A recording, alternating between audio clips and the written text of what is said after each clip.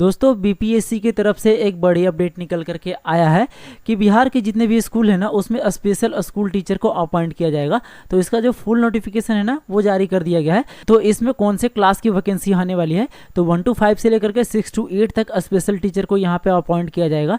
तो इसका जो फुल नोटिफिकेशन है वो जारी कर दिया गया है। तो इस वीडियो में मैं आपको एक संपूर्ण जानकारी बताने वाला हूँ कि कौन कौन से लोग इसके लिए एलिजिबल होंगे, क्या आपका डॉक्यूमेंट लगेगा, कब से इसका फॉर्म स्टार्ट होगा और कब तक इसका फॉर्म भरा जाएगा। तो वीडियो को आपको लास्ट तक जरूर देखना है। वीडियो अगर आपको जरा सा भी हेल्पफुल लगे तो वीडियो को अपने दोस्तों में जरूर शेयर करिएगा। और आपने अभी तक हमारे चैनल को सब्सक्राइब नहीं किया है तो चैनल को सब्सक्राइब जरूर कर लीजिएगा।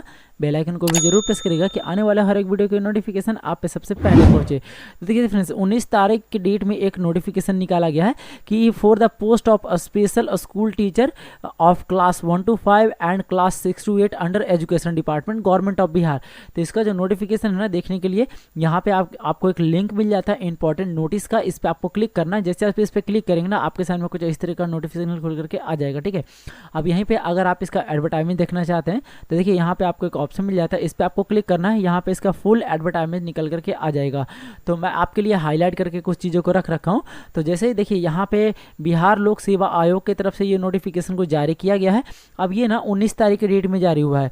यहाँ पे आपको बताया कि बिहार के अंतर्गत विशेष विद्यालय अध्यापक के कुल 7279 रिक्त पद पर नियुक्त हेतु सुयोग्य भारतीय उम्मीदवारों को ऑनलाइन आवेदन आमंत्रित किए जाते हैं। भारतीय उम्मीदवारों मतलब ये ऑल इंडिया से लोग एलिजिबल होंगे इसमें। अगर आप किसी भी स्टेट से आते हो तो आप इसमें फॉर्म को फिल कर सकते हैं। ठीक है, तो क्या ना स्टार्टिंग डेट कब है, तो 2/7/2025 से इस फॉर्म को स्टार्ट किया जाएगा और 28/7/2025 तक आप इसमें फॉर्म को फिल कर पाएंगे। अब इसका अगर आपको कुछ ज़्यादा विवरण देखना डिटेल में तो आप इस वेबसाइट पे जाकर के विजिट कर लेंगे। यहाँ पे फुल डिटेल आपको बताया गया है। तो देखिए हम आप चलते हैं एडवर्टाइजमेंट पे। तो देखिए किस क्लास में कितनी वैकेंसी निकाली गई है।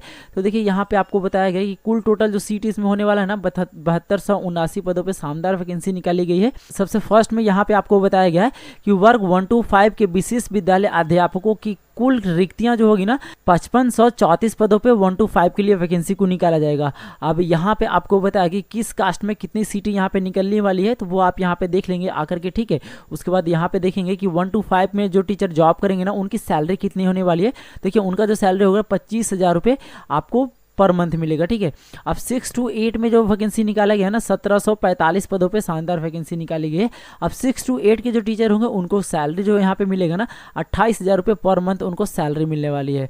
अब इसमें आप थोड़ा सा आप नीचे स्क्रॉल करेंगे तो देखिए जो इंपॉर्टेंट चीज़ है ना उससे मैं हाईलाइट करके रखा हूँ, क्योंकि अगर सारी चीज़ें मैं आपको बताने लगा तो वीडियो बहुत ही ज़्यादा लंबा हो जाएगा।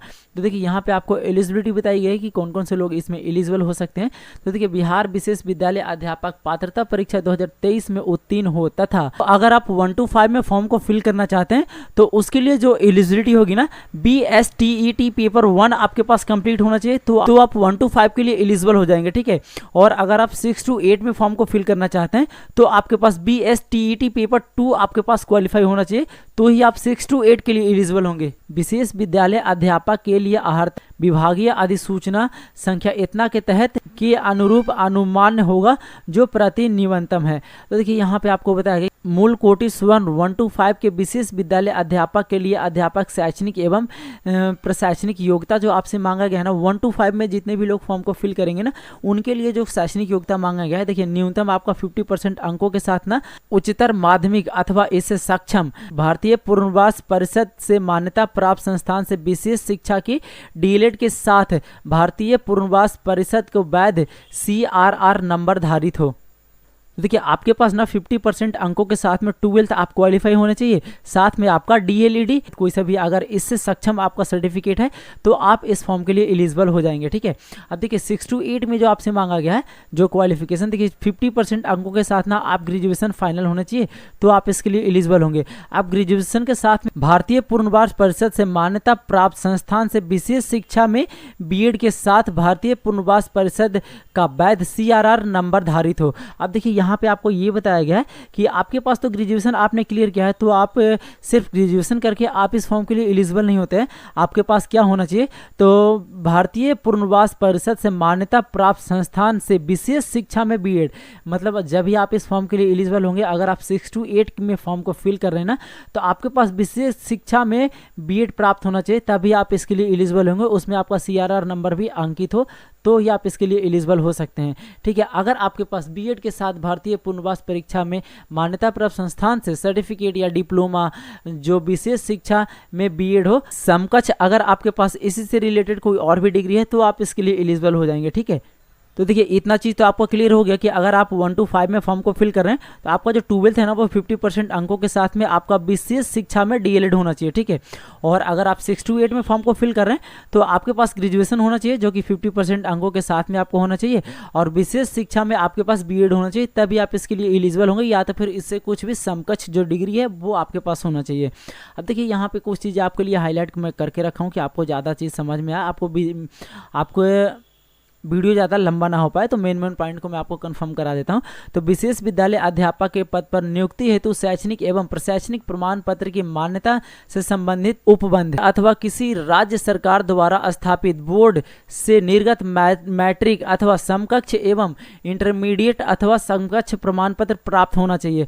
अगर आप इंडिया के किसी भी स्टेट से आते हैं तो वहाँ का जो स्टेट बोर्ड है या तो फिर सीबीएसई बोर्ड है या तो फिर आईएससी बोर्ड है, उस जिस स्कूल से आप पढ़े ना उससे आपका मान्यता प्राप्त होना चाहिए, या तो आपके पास मैट्रिक है या तो फिर इंटरमीडिएट है, तभी आप इस फॉर्म के लिए एलिजिबल होंगे, तभी आपका फॉर्म जो है ना मान्य होगा। देखिए यहाँ पे आपको बताया गया है कि अनुसूचित जाति, अनुसूचित जनजाति, अत्यंत पिछड़ा वर्ग एवं दिव्यांग अभ्यर्थियों को शैक्षणिक एवं प्रशैक्षणिक योग्यता का न्यूनतम निर्धारित अर्हता 5 अंक की छूट दी जाएगी। मतलब आप अगर एससी से आते हो या एसटी से आते हो या तो फिर ईबीसी से या तो फिर BC1 से या तो फिर अगर आप दिव्यांग अभ्यर्थी हो तो आपको 5% की छूट दी जाएगी। यहाँ पे आयु सीमा भी आपको बताया गया है कि सभी वर्ग के विशेष विद्यालय अध्यापक हेतु दिनांक 1/8/2025 को न्यूनतम आयु ना आपका 18 वर्ष हो जाना चाहिए।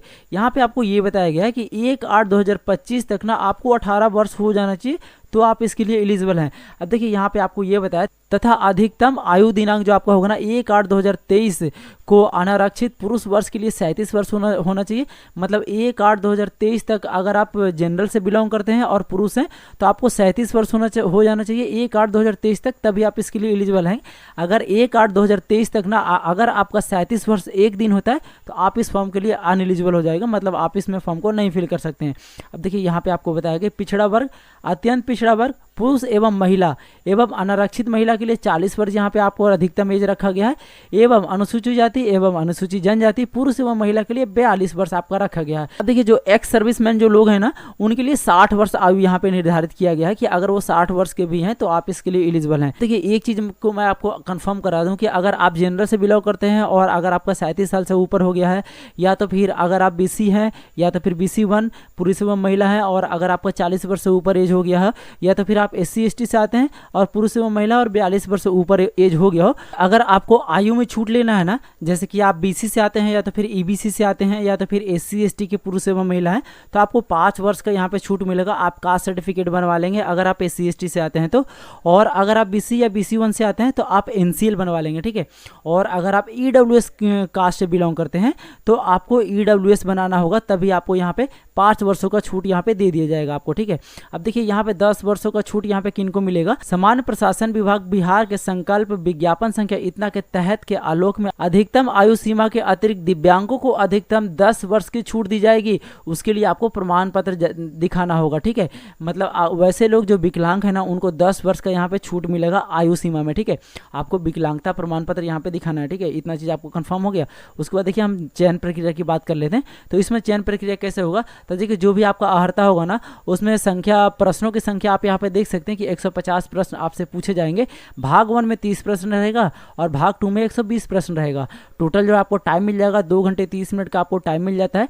टोटल 150 अंक रहेगा और इसमें ना माइनस मार्किंग नहीं रहेगा। अब देखिए अभियुक्ति में आपको यहाँ पे बताया कि 1 to 5 में क्या क्या पूछा जाएगा और 6 to 8 में आपसे क्या क्या पूछा जाएगा, सारी चीजें आपको यहाँ पे कंफर्म कराया गया है। देखिए यहाँ पे आपको बताया गया कि उत्तर गलत के लिए ऋणात्मक एवं नेगेटिव मार्किंग नहीं होगा। मतलब आपका अगर कोई आंसर गलत हो जाता है, आप आंसर लगाते हो तो उसमें अगर आपका कुछ गलत हो जाता है तो आपका यहाँ पे नेगेटिव मार्किंग नहीं होगा। उसके बाद देखिए आपको यहाँ पे बताया गया कि कितने 50% पे आपका क्वालिफाई है इस पे।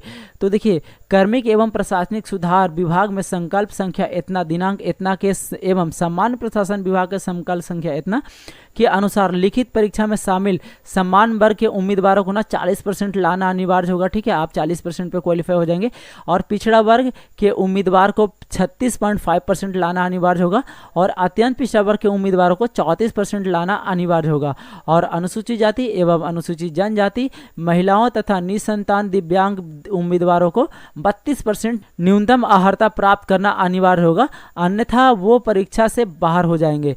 मतलब आपको ना इतना % लाना अनिवार्य है, तभी आप क्वालिफाई कर पाएंगे, अन्यथा आप अनक्वालिफाई हो जाएंगे। ठीक है, तो फ्रेंड्स, अगर आप इस वैकेंसी के लिए एलिजिबल है ना, तो आप पेपर अभी से रेडी करना शुरू कर दें। तो पेपर आपको क्या क्या रेडी करना है, तो जैसे कि मैंने अभी आपको बताया कि अगर आप BC या EBC से आते हैं तो आपका कास्ट सर्टिफिकेट और रेसिडेंस सर्टिफिकेट और इनकम सर्टिफिकेट और एक NCL बनवा लेना होगा। ठीक है, और अगर आप SC ST से आते हैं तो आपको कास्ट, इनकम और रेसिडेंस बनवा लेना होगा। मतलब ये चीज़ मैंडेटरी है, क्योंकि कास्ट और रेसिडेंस तो आपका लगेगा ही लगेगा, इनकम आपका यहाँ पे अपलोड नहीं होता है, लेकिन साथ में आप बनवा लेंगे। अगर आपका एग्जाम क्वालिफाई हो जाता है तो DB में आपका ये काम करेगा। ठीक है, और अगर आप EWS कैटेगरी से फॉर्म को फिल करना चाहते हैं ना, तो सबसे पहले आपको क्या बनवाना होगा, तो कास्ट सर्टिफिकेट और रेसिडेंस सर्टिफिकेट और इनकम सर्टिफिकेट, उसके बाद जाके आपको EWS सर्टिफिकेट लगेगा। तो ये सारी चीज़ें आप यहाँ पे बनवा लेंगे और जो भी डॉक्यूमेंट आपने अभी तक अपने स्कूल या कॉलेज से नहीं लाया होगा, सर्टिफिकेट जैसे कि 10th का सर्टिफिकेट, 12th का सर्टिफिकेट और ग्रेजुएशन का सर्टिफिकेट और मार्कशीट वगैरह, तो आप उसे सब चीज़ ले आएंगे, क्योंकि इसका जो फॉर्म फिलअप का स्टार्ट डेट है ना, वो 2/7 से इस फॉर्म को स्टार्ट किया जाएगा। तो आप जितना हो सके आप जल्दी फॉर्म को फिलअप कर लेंगे, क्योंकि इसमें सर्वर वगैरह भी इशू आता है। तो इसमें OTR होगा, तो OTR कैसे करना है, तो नेक्स्ट वीडियो के लिए आप हमारे चैनल को सब्सक्राइब कर लीजिएगा। फिलहाल इस वीडियो में इतना ही अपडेट था। तो वीडियो अगर आपको जरा सा भी हेल्पफुल लगा हो तो वीडियो को अपने दोस्तों में जरूर शेयर करिएगा, और आपने अभी तक हमारे चैनल को सब्सक्राइब नहीं किया है तो चैनल को सब्सक्राइब जरूर कर लीजिएगा, बेल आइकन को भी जरूर प्रेस करिएगा कि आने वाले हर वीडियो की नोटिफिकेशन आप सबसे पहले पहुंचे। तो मिलते हैं फिर से किसी ऐसे नया टॉपिक के साथ, तब तक के लिए धन्यवाद। देखते रहिए A to Z सॉल्यूशन। जय हिंद।